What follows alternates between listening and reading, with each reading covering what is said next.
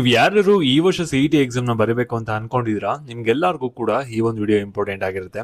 ಯಾಕಂದ್ರೆ KA ಕಡೆಯಿಂದ ಒಂದು ರೂಲ್ಸ್ ಅಂಡ್ ರೆಗ್ಯುಲೇಷನ್ಸ್ ಗಳನ್ನ ಪ್ರಕಟಣೆ ಮಾಡಿದ್ದಾರೆ. ಅದೆಲ್ಲಾನು ಕೂಡ ನೀವು ಪ್ರತಿಯೊಬ್ರು ಕೂಡ ಫಾಲೋ ಮಾಡಲೇಬೇಕು.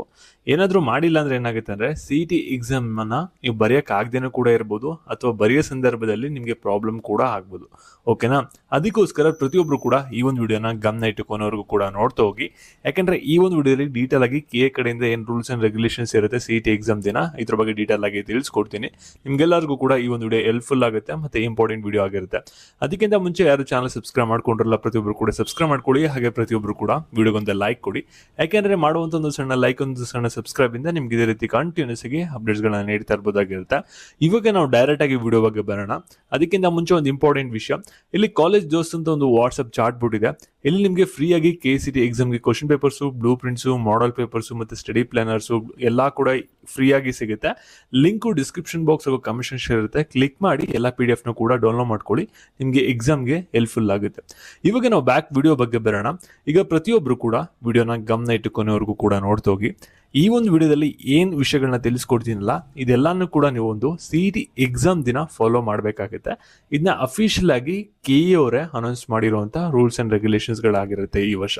ಓಕೆನಾ? ಥಿಂಗ್ ನೀವೆಲ್ಲರೂ ಕೂಡ ಮಾಡಬೇಕಾಗಿರೋದೇನೆಂದ್ರೆ, CET ಆಲ್ ಟಿಕೆಟ್ ಡೌನ್ಲೋಡ್ ಮಾಡ್ಕೊಂಡಿದ ತಕ್ಷಣ ನಿಮ್ಮ ನೇಮು, ನಿಮ್ಮ ಫೋಟೋ, ಹಾಗೆ ಪ್ರತಿಯೊಂದು ಸಬ್ಜೆಕ್ಟ್ ಕೂಡ ಡಿಸ್ಪ್ಲೇ ಆಗಿ ಬಂದಿದೆ, ಎಕ್ಸಾಮ್ ಡೇಟು ಟೈಮ್ ಎಲ್ಲ ಕೂಡ ಅನ್ನೋದನ್ನ ಚೆಕ್ ಮಾಡ್ಕೊಳ್ಳಿ.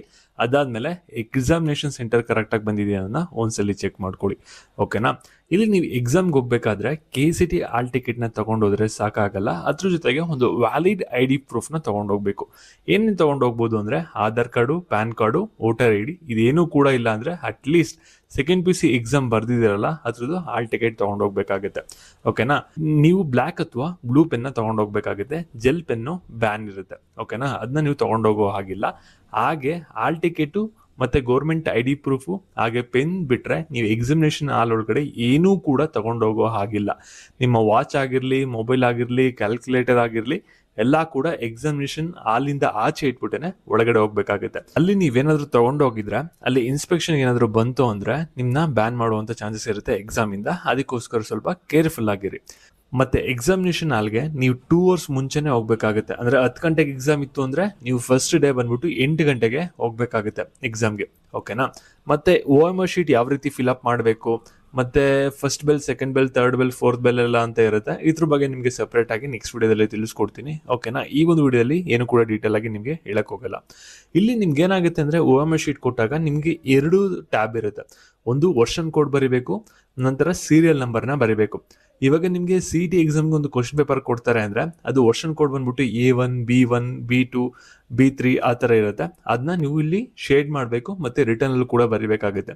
ಮತ್ತೆ ನಿಮ್ದು ಕ್ವಶನ್ ಪೇಪರ್ಗೆ ಅಲ್ಲಿ ಮೇಲ್ಗಡೆ ಸೀರಿಯಲ್ ನಂಬರ್ ಇರುತ್ತೆ, ಅದನ್ನು ಕೂಡ ನೀವು ಬರಿಬೇಕಾಗುತ್ತೆ, ಮತ್ತೆ ಶೇಡ್ ಕೂಡ ಮಾಡಬೇಕಾಗುತ್ತೆ. ಓಕೆನಾ? ನಂತರ ಇನ್ವಿಜಿಲೇಟರ್ ಏನ್ ಮಾಡ್ತಾರೆ ಅಂದ್ರೆ ನಿಮ್ದು ಎಲ್ಲಾ ಕೂಡ ಡೀಟೇಲ್ಸ್ ಕೂಡ ಚೆಕ್ ಮಾಡ್ಬಿಟ್ಟು ಅವರು ನಿಮ್ಗೆ ಇಲ್ಲಿ ವೆರಿಫೈ ಮಾಡ್ತಾರೆ. ಓಕೆನಾ? ಡಾಟಾನ. ಮತ್ತೆ ನೀವು CET ಎಕ್ಸಾಮ್ ಕಂಪ್ಲೀಟ್ ಆಗಿ ಮುಗಿಯೋವರೆಗೂ ಕೂಡ ಎಕ್ಸಾಮಿನೇಷನ್ ಹಾಲಿಂದ ಆಚೆ ಬರಕ್ಕಾಗಲ್ಲ. ಓಕೆನಾ? ಎಕ್ಸಾಮಿನೇಷನ್ ಹಾಲಲ್ಲೇ ಇರಬೇಕಾಗುತ್ತೆ. ಮತ್ತೆ ಆಚೆ ಬರ್ಬೇಕಾದ್ರೆ ನೀವು ಆಲ್ ಟಿಕೆಟ್ನ ಕಲೆಕ್ಟ್ ಮಾಡ್ಕೊಂಡಿದ್ದೀರಾ, ಅದನ್ನ ವಾಪಸ್ ತರ್ತಾ ಇದ್ದೀರಾ ಮನೆಗೆ, ನನ್ನ ಒಂದ್ಸಲಿ ಕ್ರಾಸ್ ವೆರಿಫೈನ ಮಾಡ್ಕೊಳ್ಳಿ.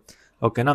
ಏನಾದ್ರೂ ಇವಾಗ ನಾಳೆ ಎಕ್ಸಾಮ್ಗೆ ಹೋಗ್ತಾ ಇರ ಅಂದ್ರೆ ಅದ್ರ ಹಿಂದಿನ ಏನ್ ಮಾಡಿ ಅಂದ್ರೆ ನಿಮ್ಮ ಅಡ್ಮಿಷನ್ ಟಿಕೆಟ್ನ ರೆಡಿ ಮಾಡ್ಕೊಳ್ಳಿ. ಹಾಗೆ ಒಂದು ಗೌರ್ಮೆಂಟ್ ID ಪ್ರೂಫ್ ಏನ್ ಹೇಳಿದ್ನಲ್ಲ ಅದನ್ನ ರೆಡಿ ಮಾಡ್ಕೊಳ್ಳಿ. ಬ್ಲ್ಯಾಕ್ ಅಥವಾ ಬ್ಲೂ ಪೆನ್ನ ತಗೊಂಡೋಗಿ. ಇಷ್ಟು ಬಿಟ್ಟು ಇನ್ನೇನು ಕೂಡ ತಗೊಂಡೋಗ್ಬೇಡಿ. ಮತ್ತೆ 2 hours ಮುಂಚೆ ಎಕ್ಸಾಮಿನೇಷನ್ ಸೆಂಟರ್ ಅಲ್ಲಿ ಇರಿ. ಓಕೆನಾ? ಬೆಲ್ ಟೈಮಿಂಗ್ಸ್ ಬಗ್ಗೆ ಹಾಗೆ ಡ್ರೆಸ್ ಕೋಡ್ ಬಗ್ಗೆ ನಿಮಗೆ ನೆಕ್ಸ್ಟ್ ವಿಡಿಯೋದಲ್ಲಿ ತಿಳಿಸ್ಕೊಡ್ತೀನಿ. ಯಾಕಂದ್ರೆ ಇದು ಶಾರ್ಟ್ ಆಗಿ ಹೇಳಿದ್ರೆ ನಿಮ್ಗೆ ಗೊತ್ತಾಗಲ್ಲ, ಡೀಟೇಲ್ ಆಗಿ ಹೇಳ್ಬೇಕಾಗುತ್ತೆ. ಯಾಕಂದ್ರೆ ಇದರಲ್ಲೂ ಕೂಡ ಸರ್ಟನ್ ರೂಲ್ಸ್ ಅಂಡ್ ರೆಗ್ಯುಲೇಷನ್ಸ್ ಇರುತ್ತೆ, ಅದಕ್ಕೋಸ್ಕರ. ಓಕೆನಾ? ಮತ್ತೆ ಈ ಒಂದು ವಿಡಿಯೋ ನಿಮ್ಮ ಫ್ರೆಂಡ್ಸ್ಗಳಿಗೆ ಯಾರ್ಯಾರಿಗೆ ಸಹಾಯ ಆಗುತ್ತೆ ಅವ್ರಿಗೆಲ್ಲರಿಗೂ ಕೂಡ ಶೇರ್ ಮಾಡಿ ತಿಳಿಸಿ KA ರೂಲ್ಸ್ ಬಗ್ಗೆ. ಹಾಗೆ ನೆಕ್ಸ್ಟ್ ಇದೇ ರೀತಿ ಅಪ್ಡೇಟ್ಸ್ ಬೇಕಂದ್ರೆ ಚಾನಲ್ ಸಬ್ಸ್ಕ್ರೈಬ್ ಮಾಡ್ಕೊಳ್ಳಿ. Thank you.